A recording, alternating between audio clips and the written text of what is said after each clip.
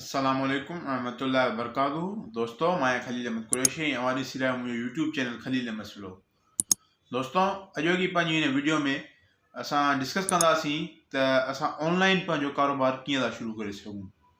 दोस्तों, ऑनलाइन यानी e commerce जी जेका डेफिनेशन आहे उहा इहा आहे त तव्हां पंहिंजियूं शयूं नेट जे वसीले जेका सवली जेका असां सिंधी में जेका कॉन्सेप्ट जेको रुॻो असां जेके रखूं त तव्हां ऑनलाइन था पंहिंजियूं शयूं खपायो ॿियनि माण्हुनि ताईं, उन खे उहा जेका ई कॉमर्स हूंदी आहे। हिकिड़ी जेको कॉन्सेप्ट हिकिड़ो सवले सिंधी में जेको तव्हांखे मां ॾियां त इहो आहे ई कॉमर्स स्टोर। हूअं त जेको आहे तव्हां मिसाल दराज़ ते तव्हां खोले सघो था, स्टार्टिंग पॉइंट दराज़ आहे। वरी तव्हां जेके एमेज़ॉन ते वञो या अलीबाबा ते वञो या जेके ॿियूं जेके तव्हांजूं आहिनि जेके प्लेटफॉर्म्स आहिनि, त तव्हांखे इन्वेस्टमेंट तव्हांखे वधीक खपंदी, न त पोइ ₹1,00,000 खपंदो।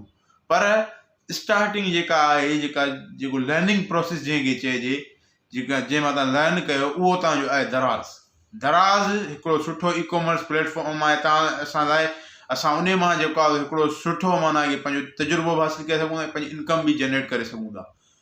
दराज़ ते स्टोर ठाहिण लाइ असांखे छा करणो खपंदो, असांखे जेका अकाउंट क्रिएट कंदासीं जेको पंहिंजो, त उन में असांखे टाइप जेको हूंदो उहो सिलेक्ट करे जेके रिक्वायरमेंट्स असांखे पूरियूं करणियूं पवंदियूं। दराज़ ते हाणे असांखे इन्वेस्टमेंट असां जेका कयूं त असां 20,000 खां 25 खां बि शुरू करे सघूं था दराज़ पंहिंजो स्टोर।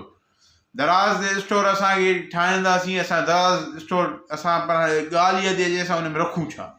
इन लाइ तव्हांखे प्रोडक्ट हंटिंग करणी पवंदी। प्रोडक्ट हंटिंग तव्हां यूट्यूब ते सर्च कंदो हाउ टू हंट प्रोडक्ट्स ऑन दराज़, त तव्हांखे अची वेंदो दराज़ ते प्रोडक्ट हंटिंग कीअं कजे, कहिड़ा प्रोडक्ट हंटिंग में उहो आहे त उहो जेके घणा जेके सामान सेल थियनि था, कहिड़ी शइ जी वधीक डिमांड आहे, उहे जेको आहे तव्हांखे माना रखणा पवंदा, उहे तव्हांखे अची वेंदा ऐं उहे तव्हांखे रखणा पवंदा। ऐं ईअं न आहे त तव्हां दराज़ ते त माना तव्हां जेको आहे तव्हां प्रोडक्ट खणी तव्हांजो अकाउंट ठाहींदो त उन में हूंदियूं लिखियलु हूंदियूं आहिनि त हे शयूं तव्हां नथा रखे सघो, हे शयूं माना कि अलाउ न आहिनि असां वटि। छो त उहो दराज़ हिकिड़ो प्लेटफॉर्म आहे, दराज़ जो बि नालो वञे थो त उते जेको आहे माण्हुनि जो माना कि हिकिड़ो इमेज ख़राबु बीहे थो दराज़ जे बारे में, दराज़ ते सभु ठग आहिनि। इन करे हुननि हिकिड़ी पंहिंजी लिस्ट तव्हांखे अची वेंदी जेके हे शयूं तव्हां नथा रखे सघो दराज़ ते।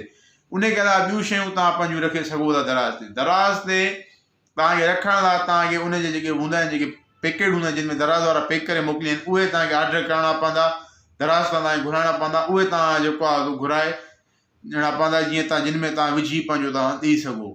ऐं दराज़ ते तव्हां जेको आहे ईअं बि करे सघो था, जेको तव्हां मिसाल लोकल जेको डीलर आहे पासे में, उसे मिसाल कोई इलेक्ट्रॉनिक्स जो डीलर आहे, तव्हां वियो हुन सां एग्रीमेंट कंदो त सर मां ऑनलाइन कयां थो, तव्हां मूंखे होलसेल रेट ते भली पंहिंजा नफ़ो रखे, जीअं मिसाल 10% आहे, तव्हां भले मूंखे 5% तव्हां रखे मूंखे पंहिंजो प्रोडक्ट ॾियो त मां जीअं हुते सेल कयां।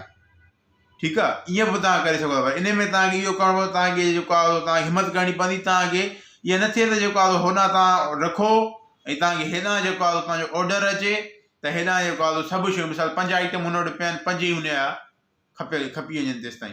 तव्हांखे इन शइ ते तव्हांखे गौर करिणो पवंदो पंहिंजो। बाक़ी हूअं हे दराज़ में हिकिड़ो माण्हू सुठो इनकम जनरेट करे रहिया आहिनि दराज़ जे ज़रिए। दराज़ बि हिकिड़ो सुठो प्लेटफॉर्म आहे। तव्हां अलीबाबा खां बि पंहिंजो तव्हां सामान घुराए सघो था। अदरवाइज़ तव्हां कराची में वॾियूं मार्केटूं आहिनि होलसेल जूं, तव्हां उतां वठी सघो था। या जेको मूं तव्हांखे फार्मूलो ॿुधायो त तव्हां पंहिंजे पासे जा लोकल डीलर सां कयो कमु, इहो बि तव्हां करे सघो था। दराज़ हिकिड़ो सुठो प्लेटफॉर्म आहे। हीअ बि हिकिड़ो सुठो ई कॉमर्स जो हिकिड़ो सुठो बिज़नेस आहे। तव्हांखे हिन में कीवर्ड्स हूंदा आहिनि, तव्हांखे कीवर्ड तव्हांखे सर्च करे हणणा पवंदा। जीअं कीवर्ड जेको हूंदो, जेको तव्हां मिसाल टाइप कंदो न, जेको कीवर्ड तव्हांजो हूंदो डिस्क्रिप्शन में हूंदो, तव्हांजे टाइटल में हूंदो, त तव्हांजो उहो प्रोडक्ट तव्हांजो मथे ईंदो। तव्हांजो प्रोडक्ट तव्हांजो उहो सेल थियण जा चांसिस वधी वेंदा। हिन में तव्हां काफ़ी शयूं आहिनि जेके तव्हां रखे सघो था। मुख़्तलिफ़ शयुनि में मुख़्तलिफ़ मार्जिन आहे। ऐं जेको आहे हीअ बि हिकु बहितरीनु कारोबार आहे। तव्हांखे अगरि हीअ बि मुंहिंजो इहो वीडियो अगरि पसंदि आई त लाइक कयो, कमेंट में पंहिंजी राय ज़रूरु कयो। ऐं चैनल खे सब्सक्राइब न कयो, सब्सक्राइब कयो। ऐं पंहिंजो ख़्यालु रखिजो। अल्लाह हाफ़िज़। अस्सलाम वालेकुम।